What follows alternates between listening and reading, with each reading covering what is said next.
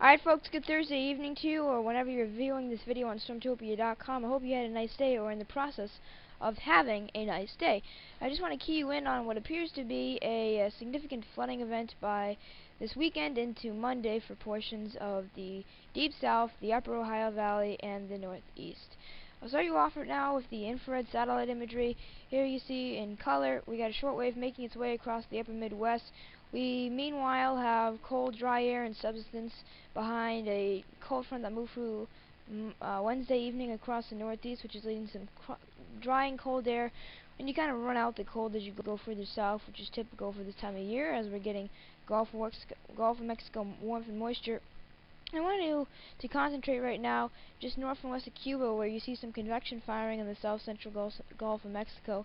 That is the beginnings of a convective burst of precipitation that is going to move through the central and eastern United States this weekend and create a flooding event by the way I see things right now. If you haven't already experienced flooding in the Ohio Valley and you're prone to it, there is a good chance that you will get some flooding. Now, switch you over to the WRF model right now, just to show you what happens in the near term. Here we are out to, I believe this would be, alrighty folks, I need to zoom out for you a little bit. And I'm guessing, okay, let's just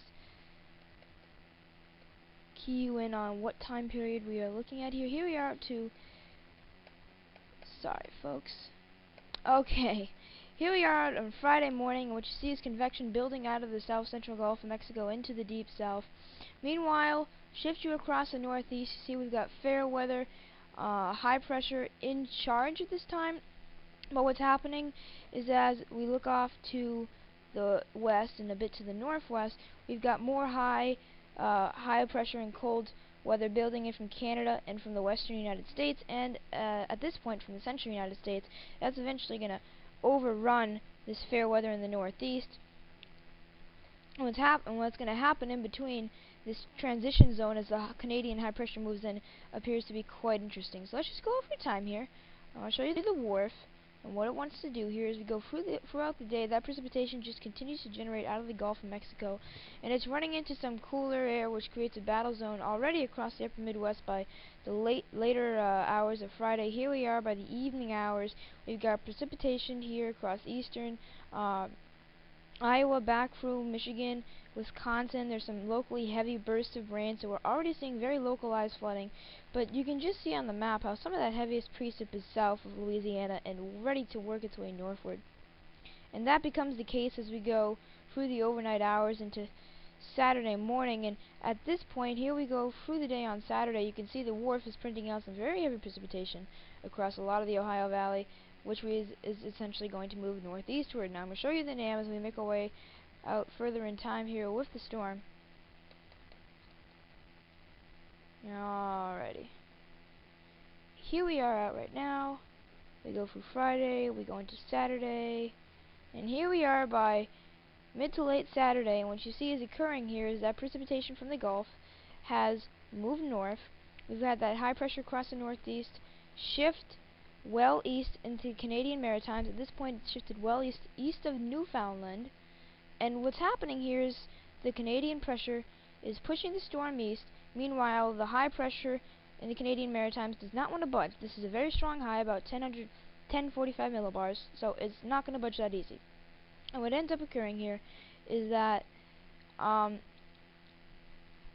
there's going to be kind of a battle zone in between this storm moving east with the Canadian high and the high in the Maritimes holding on. Eventually the Canadian air wins, but it's going to kind of put up a fight first. And what's going to essentially happen is, by late Saturday, is that in between the two, we're going to be looking at a pressure gradient as we make our way for late Saturday. You can see what happens is low. Here it is making landfall at around midnight or just before that on Saturday/Sunday around Gulf Shores, Alabama. And there's that high pressure. Oh boy, you did not see that. I'm sorry. Move you down there. There you see it is somewhat making landfall, if you will, across around Gulf Shores, Louisiana. Meanwhile, that high pressure is stagecoaching to the east and a bit to the northeast. And what ends up occurring here is that in between this low pressure system and this high pressure system, we end up seeing a gradient with the winds increase in between the two, which those winds are coming out of the south, out of the tropical Atlantic, where there's plenty of moisture to tap. So those winds bring the moisture from the South Atlantic, and they just propel it northward into the deep south by the early morning hours of Sunday. So here you see it's pushing through, and that pushes through Georgia and then South Carolina, and then eventually the East Coast gets in on it. But I think right now the NAM, you say, Nick, what are you talking about? You kind of got your own agenda here, and the NAM's not printing out more than about 1/10 or 1/4 or 1/2 an inch of precip per 3 or 6 hour period. But what I'm trying to get out to right now is that the models don't really understand my thinking, and every time you see a major flood event, that's how it works. The high pressure does not want to let go, and in between the low and the high, we get precip spreading northward ahead of the storm, and that will be the case. Right now the models aren't picking up on it so much, but they will. And I just want to show you what they're saying right now, model by model. Okay, here's the GFS. Those blues are 1/4 inch to 1 inch. The light blues 1 inch. The purples, the oranges, those are 1 to 2 inches of QPF, which is rain. An isolated spot of 2 to 3 inches, isolated. Here's the European. Same color deal, except those reds are 3 to 4 inches of very heavy rain across the northeast. Canadian. Wow, different deal. Same color scale. So this is obviously showing us that we do have significant volatility in the forecast here, and it's essentially dependent on how the low pressure system, as it moves out of the central and eastern Gulf Coast, interacts with the high pressure system. And right now I don't think it's going to be determined, but here's what I do know. I think it's going to be a widespread 1 to 2 inches of rain, with a swath of between 2 and 5 inches. And you say, okay, Nick, where the heck is that swath? Because otherwise it's a useless forecast. Well, first of all, I hope my forecasts aren't useless, but that swath is just to be announced where that swath will set up.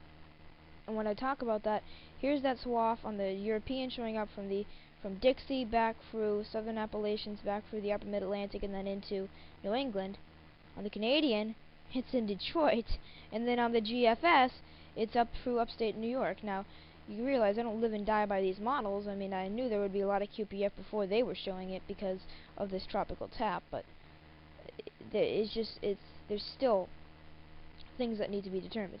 There are two things which is also going to make this event worse, because it is happening in really more of a late winter as opposed to early spring event. This is going to be, and winter flooding is always much worse than spring flooding, and here's why. I want to explain a concept to you here. When you get snow, of course you see it you see that snow melts, okay, and compact. Right now, here's how much liquid QPF we have in our snow right now. A lot of folks who see this rain event not going to have an additional issue across Dixie and the Tennessee and Ohio Valley. But for the upper New England, where the Euro shows like 3 to 4 inches of rain, we've also got those purples showing up, and that is about 3 to 6 inches of water locked up in our snow. And of course, when this rain comes through and it starts to rain real hard, you're going to get a lot of that snow melting. You're not going to see an additional 3 to 6 inches of rain, because you see 3 inches of rain plus 3 to 6 inches of liquid melt. That'd be 6 to 9 inches of rain. That'd be a problem. Okay, that's not going to be the case. The case is going to be that we have at least any of this moisture that transports from the snowpack. Say you lose 20 to 40% of your snowpack in this event, and you've got a significant snowpack. That could be an additional 1 to 2 inches of rain. When you've already got 1 to 2 inches, 3 to 5 inches can cause a significant impact. So you see these models, you see they have 2, 3, and 4 inches, and not really 4, mostly 2 and isolated 3. You say, Nick, where do you get that 2 to 5? Well, that's where I get it. Another case that's going to make this event worse is the fact that because this is a winter event, and we have snow cover, we're going to be looking at the leaves, still not on the trees. Okay, except through parts of Dixie where this will rain real hard across Dixie, but they're not going to have the winter flooding type impacts. For the north, where these leaves are not on the trees yet, which is the case for most of this coverage, for most of my coverage area, that is a concern that we're going to be talking about some significant, when the rain falls, it won't get absorbed in the leaves. So I need to start to wrap this up, but I hope this has been informal to you, informational, I should say, in terms of what you can expect from this event. Should be all wrapped up by Tuesday, with the worst of it coming through the Northeast on Monday. Alright folks, stay tuned and have a great day.